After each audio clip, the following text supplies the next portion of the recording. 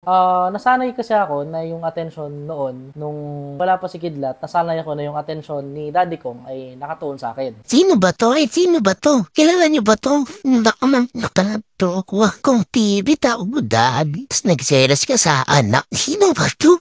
Taga-kain ng hotdog sa Timpa Mansion na ata 'to eh. Hoy, kung siya ba yun? O ito yung fan ni Kong. Tapos, gusto niya sumikat kaya pinagbigyan ni Kong. Tapos ngayon nagselos sa anak. Ewan ko lahat tama niya itong taon 2. Di ko alam kung entitled ka ba o may tama. Ano ba? Ewan ko Ewan ko paano ba nasabi, paano mo naisip tong pinagsasabi mo dito sa, ano mo? Sa, oh my, ewan ko anong masabi ni Kong, di ba? Sa pinagagawa mo sa utang tabi inahatay. Gusto mo diretsuin ko yan. Tapos nagtawa mo. Kasi siya sa anak ko nagtabuang-buwang nas. Ano yan eh, Diyos ko. Kung saan ka man napulot ni Kong, bumalik ka na dun. Malakas kang ano ka. Di ko maintindihan pinagkagawa mo sa buhay mo. Ewan ko ba? Ewan ko guys. Kung kilala niyo to, sabihan niyo naman. Ewan ko, hindi naman siyempre matidiretso ng payamansyon to. Pero, siyempre, eto na ako natidiretso kasi may payaman, basta tutulo ako sa payaman. Ewan ko dito, tama na yun. Kukutokan kita eh. Sige nga, ulitin natin yung yung barat, yung malupit Siyempre, kahit sino naman na, kunyari, may nag-manage sa'yo. Ngayon, nakatutok siya sa'yo. Simula pagpasok mo. After nun, siyempre, hindi lang naman ikaw yung artist na i-manage niya. Alam mo pala eh. Alam mo pala eh. Diba? Na-imagine mo ba, alam mo pala na may tututukan siyang ibang artist, ha? Tapos ikaw, magsaselos ka pa sa anak? Makulit ka. Hotdog man. Isa kang makulit. Pinbigyan kita ng dumbbell dyan eh. Mag-exercise ka hotdog man, ha? Wala may pake sa'yo, ha? Naintindihan mo?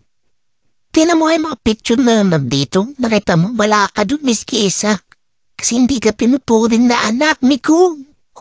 Masyado ang pabida, ha? Tumigil ka sa mga, illusion mo. Skandaloso kang, pati bata. Kung may lang, naku, tatampal. Ay, Diyos ko po. May tapak ka, ha? Tumatapa, Ewan ko, tama na tong comment ko sa'yo. Masyado kang namin ba, kulang sa pansin. Hindi ko alam kung kung kasadya to, may problema talaga eh. Pero mayaan mo na sila mag-decide nun sa hotdog man talaga.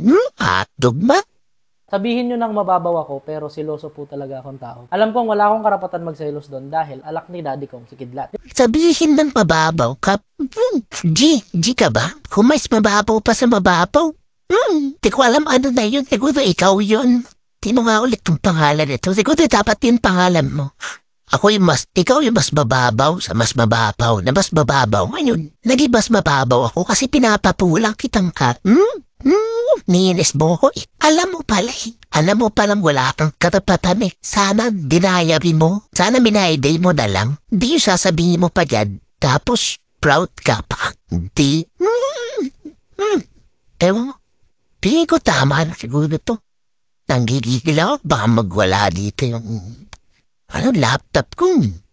Mga sinesend sa akin ng tropa ko.